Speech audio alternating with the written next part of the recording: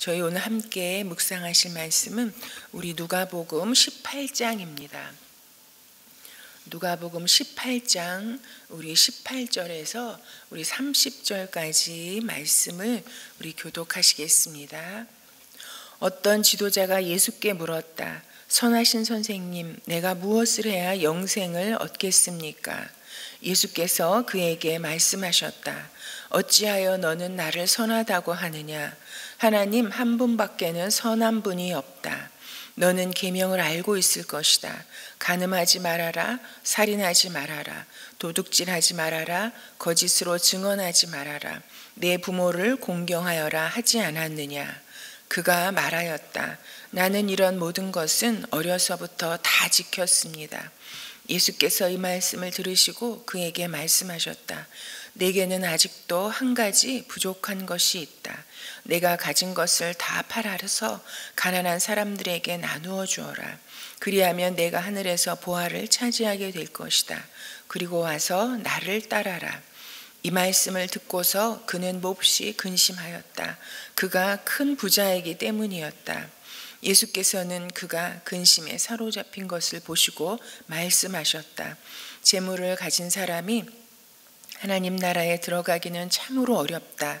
부자가 하나님의 나라에 들어가는 것보다 낙타가 바늘귀로 들어가는 것이 더 쉽다.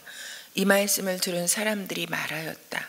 그렇다면 누가 구원을 얻을 수 있겠습니까? 예수께서 말씀하셨다. 사람은 할 수 없는 일이라도 하나님은 하실 수 있다. 베드로가 말하였다.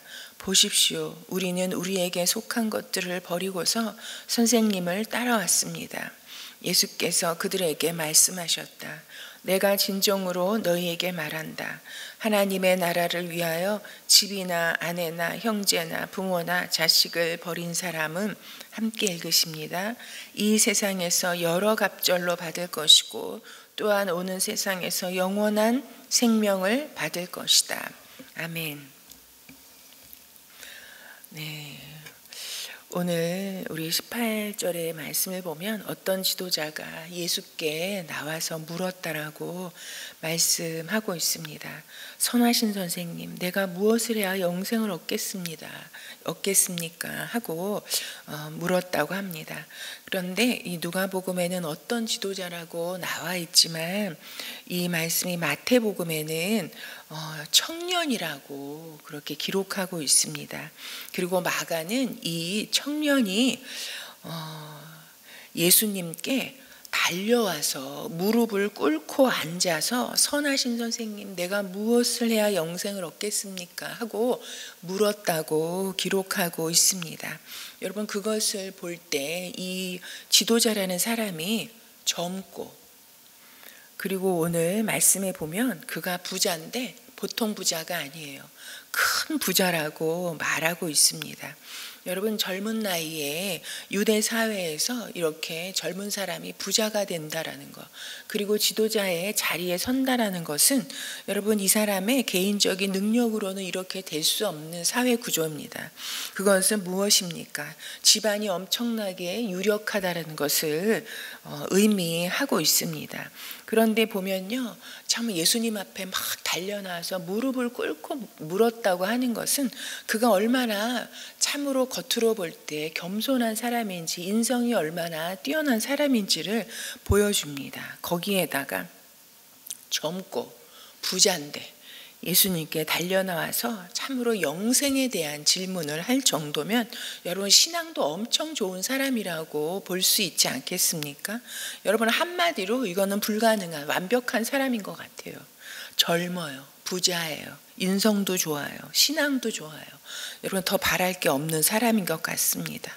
여러분, 이런 사람이 예수님께 달려나와서 막 무릎을 꿇고 이렇게 신앙적인 질문을 하는 사람이니 여러분, 이런 사람들을 주님께서 여러분 맨발로 달려나가서 환영해야 될 것 같지 않습니까?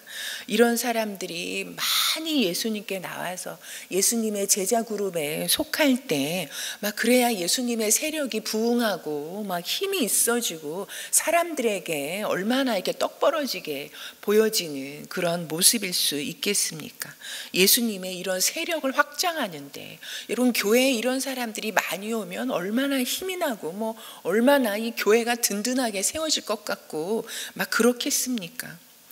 그런데 예수님은 오히려 그 앞에 이런 하나님 나라에 누가 들어갈 수 있나 이런 말씀을 이야기하시면서 오히려 어린아이가 가까이 오는 것은 막지 않고 오히려 가까이 부르시고 하나님의 나라는 이런 사람의 것이다 라고 말씀을 하시면서 오히려 이렇게 젊고 부자고 성격도 좋고 신앙까지 좋은 이런 사람은 오히려 매정하게 대하시는 이런 예수님의 모습을 오늘 발견할 수 있습니다. 예수님이 그런 사람이 왔을 때 참으로 가까이 오게 해서 친절하게 하나하나 가르쳐 주시는 그런 모습이 아니라 뭔가 예수님이 조금 아주 그냥 무심한 듯 매정하게 대하시는 이런 모습을 우리가 발견할 수 있습니다. 어찌하여 너는 나를 선하다고 하느냐? 하나님 한 분밖에는 선한 분이 없다. 당신이 네가 선한 것이 무엇인 줄 아느냐? 오직 선하신 것은 하나님 한 분뿐이신데 네가 말하는 선한 것은 무엇이냐? 라고 이렇게 마치 막 질책하듯이 물으시는 것 같은 그런 모습입니다. 이 사람은 질문합니다. 선하신 선생님, 이미 예수님이 선하시다라는 것을 나름대로 알고 있잖아요. 내가 무엇을 해야 영생을 얻겠습니까? 이렇게 말씀하실 때 예수님이 말씀하시죠. 너는 계명을 알고 있을 것이다 하면서 이렇게 계명을 쭉 나열하십니다. 쭉 나열하셨는데 나열하신 것에 참으로 다 나열도 끝나기도 전에 이 사람이 뭐라고 말합니까? 내가 이런 것은 어려서부터 다 지켰다라고 여러분 말합니다. 그러니 여러분 신앙이 얼마나 좋은 사람이에요. 그런데 예수님께서 들으시고 말씀하시죠. 22절에 보면 내게는 아직도 한 가지 부족한 것이 있다. 여러분 우리가 아무리 신앙이 좋은 것 같고 아무리 말씀대로 산다고 해도 말씀대로 살려고 애써도 여러분 우리에게는 늘 부족함이 있을 수밖에 없는 존재들입니다. 그러면서 예수님 말씀하시죠. 내가 가진 것을 다 팔아서 가난한 사람들에게 나누어 주어라. 그리고 나서 와서 나를 따라라 말합니다. 그러자 여러분 그는 큰 부자이기 때문에 몹시 근심하며 이 누가복음에는 나왔지 않지만 그가 몹시 근심하며 돌아갔다라고 그렇게 이야기합니다. 여기에서도 말씀하죠. 그는 몹시 근심하였다. 그가 큰 부자이기 때문에 여러분 이걸 통해서 참으로 그의 이 외모는 너무나 겸손하고 성품도 너무 좋고 신앙도 엄청 좋은 것 같지만 그 내면의 본심이 무엇인지 드러났다라고 볼 수 있습니다. 여러분 그는 내가 무언가를 해야 영생을 얻을 수 있다라고 생각하는 마음으로 예수님께 나왔죠. 그의 그런 생각과 그리고 참으로 좋은 신앙인 것처럼 포장되어 있었지만 그러나 그 안에 담겨져 있는 재물에 사로잡혀 있는 재물에 대한 이런 붙들려 있는 그런 마음들을 주님께서 꿰뚫어 보셨다고 우리가 생각할 수 있습니다. 주님은 말씀하셨죠. 하나님과 재물을 겸하여 섬길 수 없다라고 말씀하셨습니다. 여러분 영생이 무엇입니까? 그가 무엇을 해야 내가 이렇게 신앙도 좋고 어렸을 때부터 다 율법을 지키며 살았지만 내가 여기에서 무엇을 더 해야 내가 영생을 얻을 수 있겠습니까? 주는 그 청년은 그렇게 나왔지만 여러분 영생이 무엇입니까? 영생은 어떻게 해서 얻을 수 있는 게 아니잖아요. 뭘 해서 얻을 수 있는 게 아니잖아요. 여러분, 우리가 뭘 해야 영생을, 여러분 뭘 해서 영생을 얻으셨습니까? 여러분, 이 영생은 하나님을 아는 것이요, 하나님과 이런 관계가 영생이라고 말할 수 있습니다. 24절에 보면 예수님께서 그가 근심에 사로잡힌 것을 보시고 재물을 가진 사람이 하나님 나라에 들어가기가 참으로 이렇게 참 어렵다라고 말씀하십니다. 그러면서 그 유명한 말씀을 하시죠. 부자가 하나님의 나라에 들어가는 것보다 낙타가 바늘기로 들어가는 것이 더 쉽다.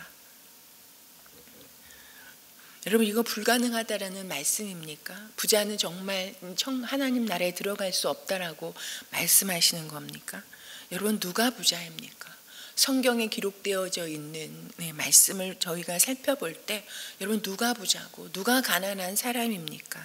정말 그냥 돈이 많고 적음으로 그것이 판정되어지는 것입니까? 여러분, 그렇다면 여러분, 성경에 나오는 사람들요, 찾아보세요. 아브라함은 어마무시한 부자였습니다. 이삭도 부자였어요. 야곱도 엄청나게 부자가 되잖아요. 여러분, 요셉은 어떤 사람이었습니까? 욥도 여러분 엄청나게 부자였던 사람이잖아요. 여러분, 그런 사람들 다 하나님 나라에 못 들어갔겠네요. 네. 여러분, 하나님께서는 단순히 재물이 많고 적음으로, 재물이 많은 것 자체를 악으로 간주하지 않으셨습니다. 여러분, 우리도 그렇잖아요. 겉으로는 되게 부자인 것 같은데 사실은 알고 보면 뭐 껍질밖에 없는 그런 부자들도 있고, 겉으로 볼 때는 저분이 무슨 부자인가 생각하는데 알고 보면 여러분, 참 알부자들도 많이 있지 않습니까? 여러분, 그리고 돈 많은 것 자체가 죄는 아니잖아요. 네. 재물이 많아도 여러분, 청지기로 사는 사람들도 있지 않습니까? 네. 그러면 하나님 나라에 들어가기가 어려운 재물을 많이 가진 사람, 도대체 누가 부자인가? 여러분, 우리가 생각해 보면 여러분, 돈에 사로잡혀 있는 사람, 돈 모으는 데만 급급하고 돈 모으는 데만 관심 있고, 그래서 하나님보다 돈을 더 소중하게 여기고 돈에 사로잡혀 묶여 있는 사람, 그리고 돈이면 내가 원하는 세상의 모든 걸 다 할 수 있다라고 그렇게 믿는 사람, 그래서 돈이면 다 된다고 생각하므로 여러분, 돈이 있어 부족함이 없다고 느끼는 사람, 그래서 돈이면 다 되기 때문에 하나님 없어도 살 수 있다라고 생각하는 사람, 그러니 천국에는 관심이 없죠. 그러니 갈래도 갈 수가 없는 그런 사람을 부자라고 말할 수 있습니다. 여러분, 그럼 가난하다고 다 하나님 나라에 들어갈 수 있는 것입니까? 여러분, 오히려 가난해서 돈에 더 집착하고 돈에 더 여러분 급급해하는, 돈에 더 집착하고 사로잡히고, 그래서 부자 되는 게 돈. 네. 내가 아주 돈을 왕창 벌어서 돈의 왼수를 갚고 내가 죽어도 죽겠다라고 생각하는 여러분, 돈에 더 사로잡힌 사람들 있지 않습니까? 우리 주변에도 있지 않습니까? 여러분, 도대체 그럼 누가 구원을 얻을 수 있겠습니까? 그러자 주님께서 말씀하시죠. 여러분, 옆에 있던 제자들, 오늘의 말씀에는 보면 그냥 이 예수님 주변에 있었던 사람들에게 이 말씀을 하셨지만, 다른 복음서를 보면 제자들에게 이 말씀을 하셨다고. 그러니 제자들이 얼마나 여러분 놀랐겠습니까? 그러자 제자 한 사람이 누가 구원을 얻을 수 있겠습니까? 라고 이렇게 물었다고 말합니다. 그러자 주님께서 말씀하시죠. 사람은 할 수 없는 일이라도 하나님은 하실 수 있다. 여러분, 우리 구원과 영생은 그렇잖아요. 우리는 할래야 할 수가 없잖아요. 여러분, 우리가 아무리 몇 번 죽었다 살아난다고 해도 우리 스스로 구원을 받을 수 있고, 우리가 무엇을 해서 영생을 얻을 수 있습니까? 내가 할 수 없는 일인데 하나님이 해주심으로 말미암아서 우리가 오늘 구원을 받고 이 자리에 우리가 있게 된 것입니다. 우리는 예수님으로 말미암아 하나님의 관계 가운데, 하나님과의 관계 가운데 들어감으로 그저 이 구원과 영생이라는 이런 은혜의 선물을 받았다는 것을 다시 고백하지 않을 수가 없습니다. 그러기에 다윗은 이렇게 고백하고 있죠. 아무것도 안 했는데, 아무것도 한 것이 없는데 죄사함을 받고 하나님의 구원을 받은 것이 은혜라고 고백합니다. 여러분, 이것이 우리의 은혜인 것입니다. 이 말씀을 듣자 여러분, 우리의 베드로가 또 참으로 우리를 실망시키지 않고 또 나서서 당당하게 주님 앞에 나와서 고백하죠. 말씀하죠. 보십시오. 보십시오. 그렇다면 우리는 우리에게 속한 것을 다 버리고 예수님을 따랐으니 우리야말로 하나님 나라에 들어갈 수 있는 자격이 있는 자가 아닙니까? 하는 의도로 이렇게 베드로가 말합니다. 여러분, 그러자 예수님이 또 말씀하시죠. 이렇게 이 29절 30절에 보면은 하나님의 나라를 위하여, 여러분 또 여기에서 보면 집도 버리라고, 아내도 버리라고, 형제도, 부모, 자식을 다 버리라고, 그렇게 버린 사람은 이 세상에서 갑절로 받고 그리고 오는 세상에서 영원한 생명을 받을 것이다. 여러분, 우리 이 세상에서 갑절로 받는 데잖아요. 그럼 다 버려야 되잖아요. 다 버려야 돼요. 여러분, 이 말씀이 정말 하나님의 나라를 위해서 이 집도 다 버리고, 여러분 지금 살고 계신 집 다 버리고 지금 어디로 가야 갈 바를 알지 못하고 길에 나앉으라고 하시는 말씀입니까? 아내도 버리고, 여러분 형제, 부모, 자식 다 버리라고. 여러분 버리실 수 있겠습니까? 여러분, 하나님 주님 다 버리라고 하시는 말씀이지만 여러분 다 버려야 합니까? 여러분, 위에서는 또 이 어떤 지도자에게는 내 부모를 공경하라 하지 않았느냐, 이런 율법을 네가 잘 지켜라 라고 말씀하시잖아요. 위에서는 잘 공경하라 그러고 또 밑에서는 다 버리라 그러고, 예수님 이랬다 저랬다 하시는 분이십니까? 여러분, 이 말씀이 그런 의미가 아니라는 것을 우리가 알지 않겠습니까? 여러분, 우리가 다 버린 것 같아도, 다 버린 것 같아서, 손에서는 다 버린 것 같아도 여러분, 우리는 마음에서 얼마든지 집착하고 버리지 않고 사로잡혀 묶여 살 수 있는 사람들입니다. 여러분, 가족도 다 버리라고, 가족에 대해서 돌보지도 않고 무관심하게 남인 것처럼 그렇게 살라 하시는 말씀이 아닙니다. 여러분, 이런 관계도, 우리의 사람의 관계, 가족 관계도요, 우리가 새롭게 구원을 받아야 되더라고요. 이런 관계도 거듭나야 되더라고요. 여러분, 이런 관계, 이 사람의 이런 관계에 묶여있는 이런 속박, 집착의 관계에서 풀려나야 된다라는 그런 말씀을 하고 계신 것입니다. 여러분, 이런 재물, 인생에 있어서, 우리 사람의 삶에 있어서 이런 재물과 이런 관계가 가장 중요하지 않습니까? 재물의 문제, 이런 사랑과의 관계의 문제, 이런 것에서 여러분 묶여야 한다라는, 이 묶임에서 풀어져야 한다라는 것, 그런 집착에서 자유케 되어야 된다라는 것을 말씀하고 있습니다. 여러분, 우리 삶에 있어서 그러나 재물과 관계의 묶임만이 아닙니다. 여러분, 여러 가지 묶임이 있을 수 있습니다. 여러분, 영생의 삶은요, 우리가 죽어서만 누리는 게 아니잖아요. 여기서도 누리면서 살아가야 하는 것이 주님께서 우리에게 주신, 하나님 백성에게 주신 특권입니다. 그런데 탐욕의 재물에 묶여 있고, 그리고 사람의 이런 관계에 묶여 있으면 여러분, 부자여도 가난해도 하나님과 관계없는, 영생이 없는 삶, 여러분 죽음은 다른 게 아니잖아요. 하나님과 관계 없어지는 게 죽음이잖아요. 그런 삶을 살 수밖에 없습니다. 여러분, 이 젊은 지도자는 젊고 부자고 성품도 좋고 신앙도 좋은 것 같았는데 결국 그 내면을 들여다보니 그에게는 참으로 풀려야 할 묶임이 있었다는 것을 발견할 수 있었습니다. 여러분은 무엇에 묶여 있으십니까? 여러분, 무엇에 사로잡혀 있습니까?